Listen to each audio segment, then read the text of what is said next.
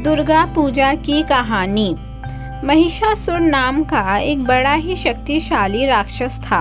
वो अमर होना चाहता था और उसी इच्छा के चलते उसने ब्रह्मा की कठोर तपस्या की।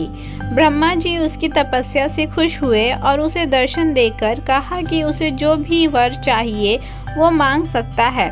महिषासुर ने अपने लिए अमर होने का वरदान मांगा।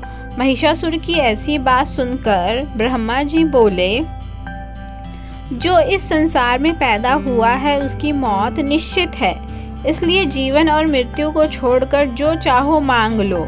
ऐसा सुनकर महिषासुर ने कहा, ठीक है प्रभु, फिर मुझे ऐसा वरदान दीजिए कि मेरी मृत्यु ना तो किसी देवता या असुर के हाथों हो और ना ही किसी मानव के हाथों।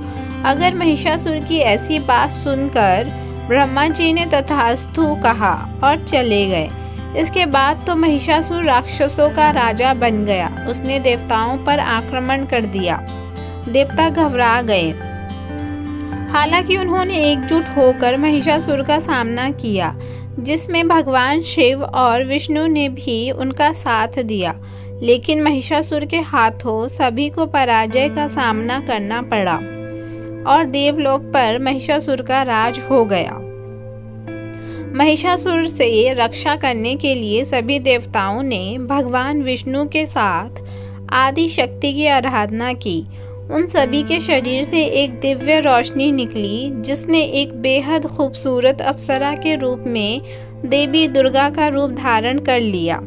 देवी दुर्गा को देख महिषासुर उन पर मोहित हो गया और उनसे शादी करने का प्रस्ताव सामने रखा। बार बार वो यही कोशिश करता। देवी दुर्गा मान गई, लेकिन एक शर्त पर। उन्होंने कहा कि महिषासुर को उनसे लड़ाई में जीतना होगा। महिषासुर मान गया और फिर लड़ाई शुरू हो गई, जो 9 दिनों तक चली। 10वें दिन देवी दुर्गा ने महिषासुर का अंत कर दिया और तभी से ये नवरात्रि का पर्व मनाया जाता है।